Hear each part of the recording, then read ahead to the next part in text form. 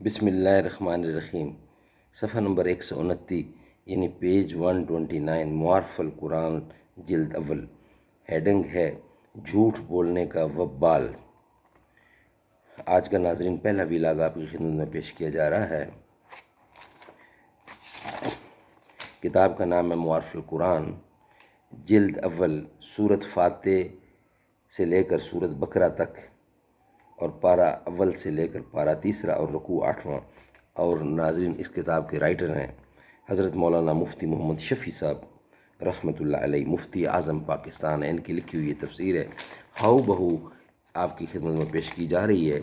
جوں 101 کے لفظ آپ تک اسی طرح پیش کیا جا رہا ہے جو لکھا ہے حضرت نے۔ بسم اللہ الرحمن الرحیم، الحمد للہ وکفی وسلام علی عبادہ الذین اصطفی۔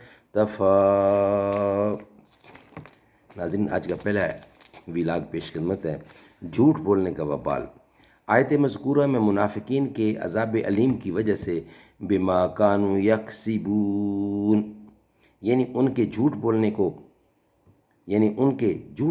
کو قرار دیا ہے، حالانکہ ان کے کفر و نفاق کا جرم سب سے بڑا تھا، اور دوسرے جرائم مسلمانوں سے حسد، ان کے خلاف سازشیں بھی بڑے جرائم تھے، مگر عذاب علیم کا سبب ان کے جھوٹ بولنے کو قرار دیا۔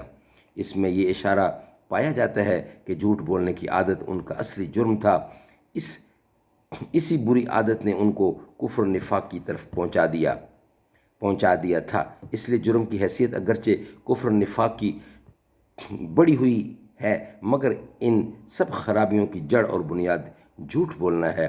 اسی لیے قرآن کریم نے جھوٹ بولنے کو بت پرستی کے ساتھ جوڑ کر اس طرح ارشاد فرمایا ہے، فَاجْتَنِبُوا الرِّجْسَ مِنَ الْأَوْثَانِ وَاجْتَنِبُوا قَوْلَ الزُّورِ یعنی بچو بت پرستی کی نجاست سے اور بچو جھوٹ بولنے سے۔ اللہ تعالیٰ عمل کی توفیق عطا فرمائے۔ ناظرین آپ تک ہم پہنچا رہے ہیں معارف القرآن، قرآن کی تفسیر اور ترجمہ، اور یہ رائٹر ہیں اس کتاب کے مفتی محمد شفیع صاحب، مفتی اعظم پاکستان ہے۔ اللہ تعالیٰ ہمیں اس پہ عمل کرنے کی توفیق عطا فرمائے، آمین ثم آمین، بجا خاتم النبیین صلی اللہ علیہ وآلہ وسلم۔